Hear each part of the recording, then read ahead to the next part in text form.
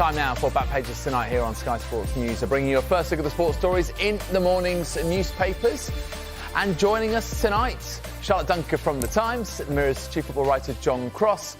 Great to see you both. Welcome along. We'll hear from you shortly, but let's run you through the Back Pages as they stand this Thursday evening.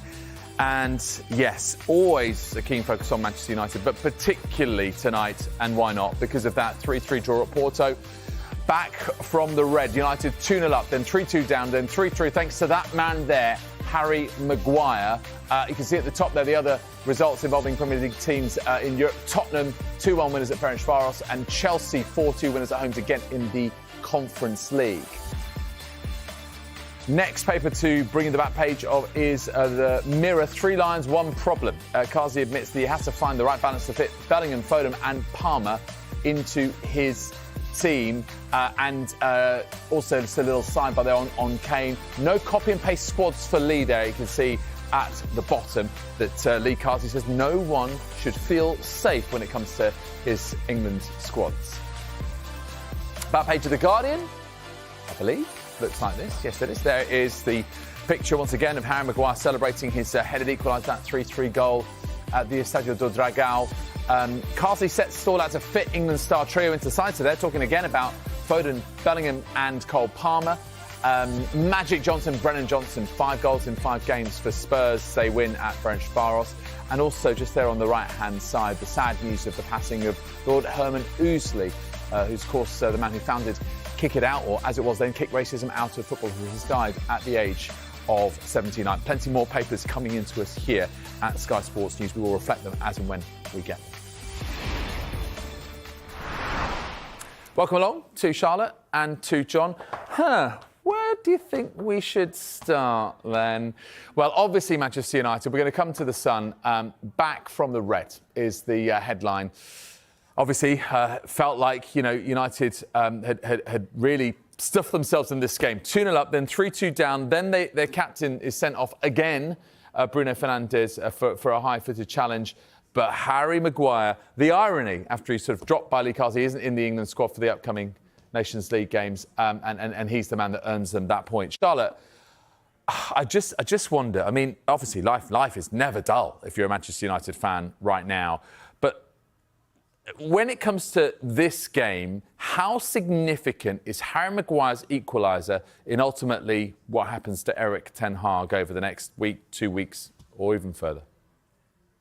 I think if we look at the game as a whole, how it played out, the fact that Manchester United were 2-0 up and capitulated in a way that everyone has seen all too often under Erik ten Hag, I'm not sure that it's going to do much in terms of the grand picture or the grand designs of what Ineos or the board are thinking about this. Manchester United all this week were saying they were not going to panic. Obviously, after the result against Tottenham at the weekend, all the discussion was, is he going to go? Is he going to get sacked? And they were saying, no, he's going to be in charge for the next 2 games. And that's what all we're talking about. We're remaining calm, we're remaining focused. They didn't want to get dragged into this narrative that he had 2 games to save his job. I think the bigger problem with this is not that, obviously, they got the point. It was great for Harry Maguire to come off the bench and score that last-minute header to get them a point, especially when they were down to 10 men. I think the bigger problem that Manchester United have is these consistent and repetitive failings, and whether Erik ten Hag is the right man to resolve them problems going forward. Are they problems of his making? Can he make them better? Have they progressed in the 2.5 years that he's been in charge there? And where are they going under him? And I don't think a last-minute headed equaliser when they were 2-0 up against Porto away from home is necessarily going to affect the whole narrative around Erik ten Hag. Yeah, I mean, it is, as you say, that the nature of the capitulation and conceding goals, 3 in a game is really not uncommon for Manchester United under Erik ten Hag. John, coming to you, when you think then of this in the context of the Villa game at the weekend, which now has even more importance, I mean, how now acute is the pressure on Erik ten Hag going into that game? Well, I think it's massive, David, to be honest. I do think it's worth picking up on the point, United's record in Europe under ten Hag. United are a club based on glory, based on history, based on their European success, frankly. That's what we judge them on. That's why they regard themselves as the biggest club in the world. And I have to say, history and kind of, their standing, I think, makes them that. But at the moment, under Ten Hag, they're failing miserably in Europe. I think it's 1 win in 10 European games under Ten Hag. I mean, you have to judge that in isolation, in my view, because if United want to be a European force, and they should expect to be, I think. I mean, listen, they should be in the Champions League. They're not, they're in the Europa League. So that's the first failing. And so it's just not good enough. I do think with Ten Hag, they made a huge play, didn't they, in the summer of doing a big review, speaking to other candidates. And at the end of that review, they said, look, we've stuck with Ten Hag. And I think it would be ridiculous, frankly, to then pull the trigger on him after 9 games. I mean, what have we had? Sort of kind of 6 Premier League games, a couple of games in Europe, and a Carabao Cup game.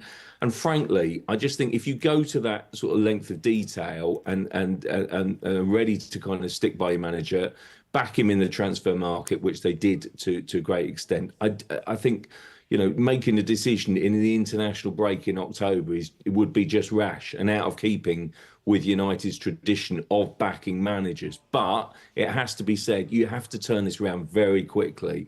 And United fans, I think, have been really patient and understanding and sort of kind of full of support for Ten Hag. Yes, he's delivered a couple of trophies, but they expect a lot more. But that patience is wearing thin.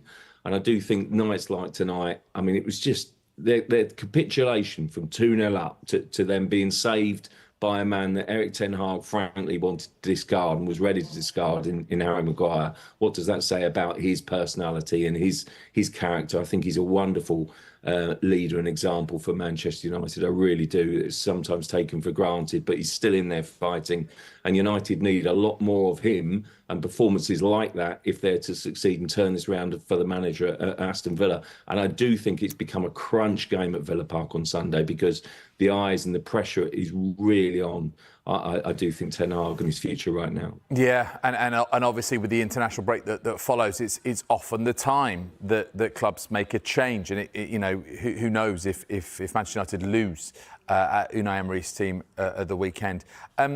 We've just heard from Erik Ten Hag in the post-match news conference, Charlotte, and he said that he decided to take Marcus Rashford off at half-time, despite the fact he scored the opener in this game after 7 minutes, for rotational reasons.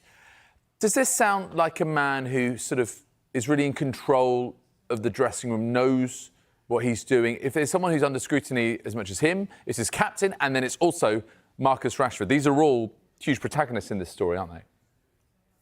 Yeah, I think it doesn't sound like a man who was watching the first half. I think we could all argue that Marcus Rashford was probably Manchester United's most dangerous player, and every time he was on the ball, he looked dangerous running into the box. Obviously, he scored that goal, didn't he? And as soon as he went off, the question was being asked to officials at Manchester United at half-time, surely Marcus Rashford is injured, why would you bring him off? The reply that we got back suggested that he wasn't, and obviously Erik Ten Hag has now come out and said rotational reasons. I think when you're then chasing a game and you've gone 3-2 down and you've taken off your biggest attacking threat, then questions do have to be asked to the manager as to what sort of decision that was. I think the assumption from everyone was that surely he had to be injured, because why on earth would you bring him off? I think you mentioned there about Bruno Fernandes. I think we've seen in the last couple of games that when things have got and he needs to stand up and be counted for, he's lost his head. And I know it was unfortunate that he was sent off against Tottenham. He didn't deserve that, but we've seen again, I think it was 242 games he hadn't been sent off for Manchester United. He's been sent off 2 games in a row. And this is the time when Manchester United need their leaders. John mentioned there, Harry Maguire, stripped of the captaincy, relegated to 5th choice centre-back, comes on, stands up, scores the decisive goal that gets Manchester United a point. Bruno Fernandes, the captain, the leader, already in the dressing room because he's been sent off 2 games in a row. So I think there's a lot of personalities that need managing in that team, but I do think that Erik Ten Hag got it really wrong with bringing Marcus Rashford off at half-time. And just talking about Bruno Fernandes there, I mean, you mentioned, Charlotte, the 2 in 2 games having not been for such a long time.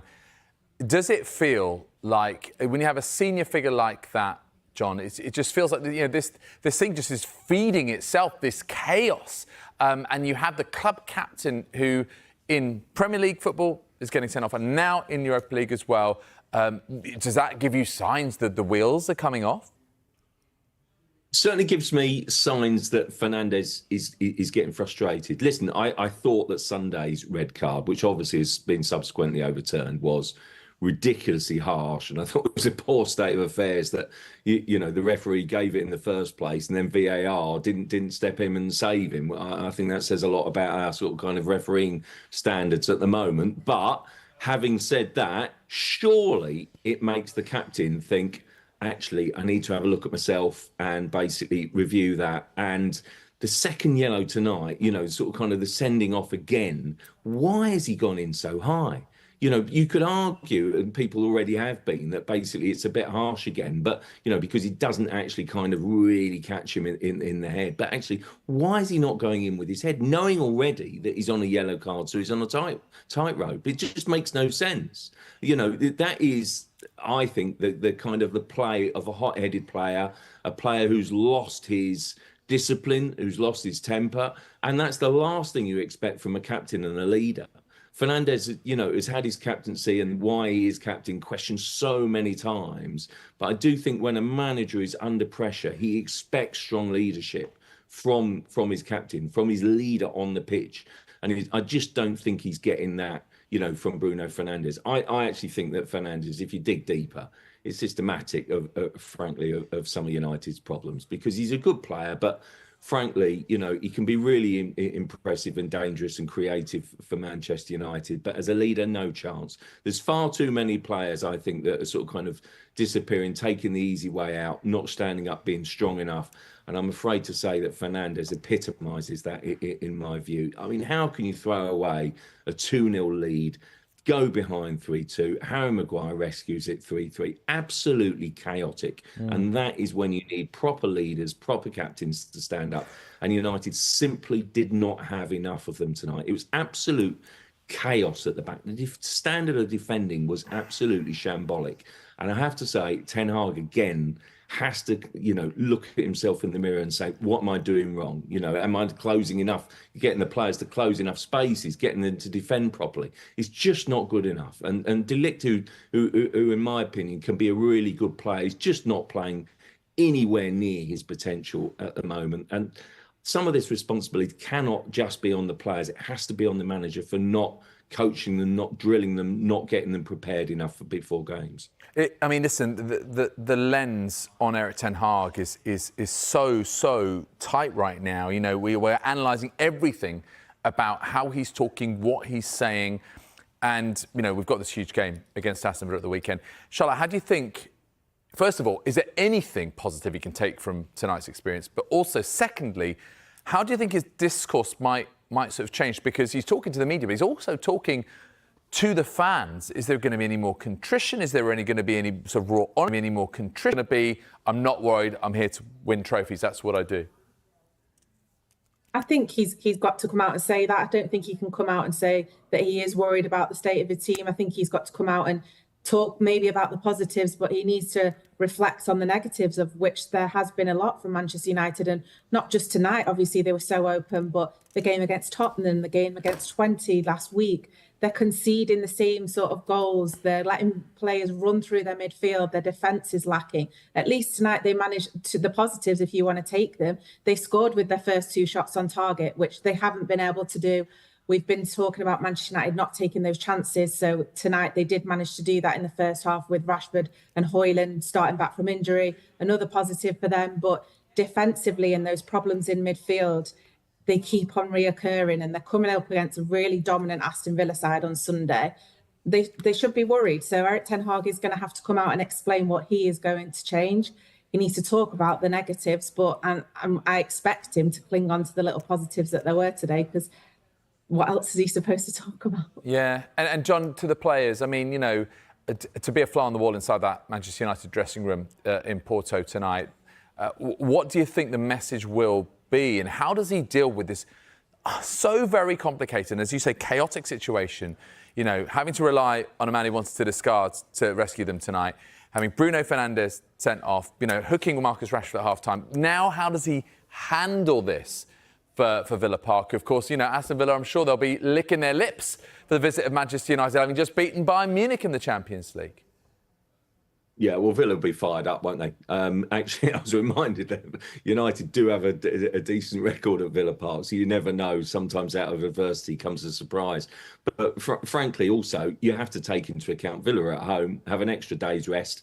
United a long trip back from Porto, and it's going to be a really difficult one. Look, the very least he can expect, really, is a kind of some sort of cohesion, trying to kind of keep them together, trying to keep them really as a unit. That's what he has to expect, really. He has to kind of galvanise those players. I don't always think he gets his message across at all well. I still think he's kind of, as Charlotte was alluding to, sometimes he doesn't express himself particularly well, I don't think. And sometimes that, I don't know whether that kind of, is to appease fans and gets fans on side, and also maybe in the process sends mixed messages to players. So, they've got to now back their manager. They've got to stand tall, because I tell you what, a bad defeat on Sunday ahead of an international break is seriously bad news for Ten Hag. So the pressure's really on him on Sunday. OK, right. We will broach some other topics in a couple of minutes, but for the moment we'll take a quick break. And when we come back, we're looking at more of the back pages, including this, the back of the Mirror, 3 lions, 1 problem. How does Lee Carsley fit all of Phil Foden and also Bellingham and Cole into a starting 11?